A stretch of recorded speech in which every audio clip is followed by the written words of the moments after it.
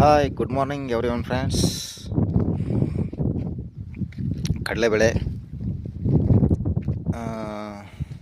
ಇವತ್ತಿಗೆ 25 ದಿನದ ಬೆಳೆ ನೋಡ್ರಿ. ಇದು ಎರೆಹೊಲಕ್ಕೆ ಬಿತ್ತಿರೋದನ್ನು ನಾವು ಹಿಂದೆ ವಿಡಿಯೋ ಮಾಡಿದ್ವಿ ಅಲ್ವ. 17ನೇ ತಾರೀಕು ಅಕ್ಟೋಬರಲ್ಲಿ ಬಿತ್ತಿದ್ದೆವು. ಇವತ್ತು 12ನೇ ತಾರೀಕು. ಸೊ ಕಡಲೆ ಯಾವ ರೀತಿ ಬೆಳೆದಿದೆ ಕಾಣಿಸ್ತಾ ಇದೆ ನಿಮಗೆಲ್ಲ. ಈಗ ಒಂದು 2 ದಿನದಿಂದ ಒಂದು ಸಾರಿ ಎಣ್ಣೆ ಹೊಡೆದಿದ್ದೀವಿ ಇದಕ್ಕೆ. ಅಲ್ಲಲ್ಲಿ ಒಂದೊಂದು ಹುಳ ಕಾಣಿಸ್ತಾ ಇತ್ತು. ಇವಾಗೇನು ಆ ಥರ ಹುಳ ಏನು ಕಾಣಿಸ್ತಾ ಇಲ್ಲ.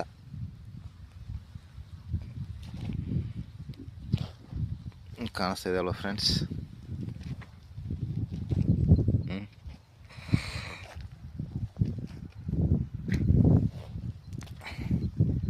ಕಸ ಅಷ್ಟೊಂದೇನಿಲ್ಲ, ಎಲ್ಲಾದರೂ ಸ್ವಲ್ಪ ಇದೆ. ನೋಡೋಣ. ಎಡಿ ಸಿಗೋದು ಕಷ್ಟ ಇದೆ. ಎಡಿನೂ ಹೊಡಿಸ್ಬೇಕಾಗತ್ತೆ ಒಂದು ಸಾರಿ. ಇಲ್ಲೆಲ್ಲಿ ಕಸ ಅಷ್ಟೊಂದು ಕಾಣಿಸ್ತಾ ಇಲ್ಲ. ಕೆಲವು ಕಡೆ ಏನಾಗಿದೆ ಅಂದರೆ ಈ ಕುರಿ ತರದಲ್ಲೇ ಕಸ ಪ್ರಮಾಣ ಜಾಸ್ತಿ ಇದೆ. ಅವರು ಮಳೆ ಹತ್ತಾಗ ಬಂದು ಕುರಿಗೆಯರು ಅಲ್ಲಲ್ಲಿ ಹಟ್ಟಿ ಹಾಕಿರ್ತಾರೆ. ಅಲ್ಲೇ ಆಡಿನಕ್ಕಿ ಕುರಿಯಕ್ಕೆ ಬಿದ್ದ ಕಾಟ ಏನಾಗಿರ್ತಂದರೆ ಕಸ ಸ್ವಲ್ಪ ಜಾಸ್ತಿ ಬೆಳೆದಿರುತ್ತೆ. ಅದನ್ನೇ ಒಂದು ಸ್ವಲ್ಪ ತೆಗಿಬೇಕಾಗುತ್ತೆ. ನೋಡಿ, ಚೆನ್ನಾಗಿ ಬೆಳೆದಿದೆ ಎಲ್ಲ. ಸಾಲು ಕಾಣಿಸ್ತಾ ಇದಲ್ವ. ನಾನು ಹೇಳಿದ್ನಲ್ವ ಆವಾಗಲೇ.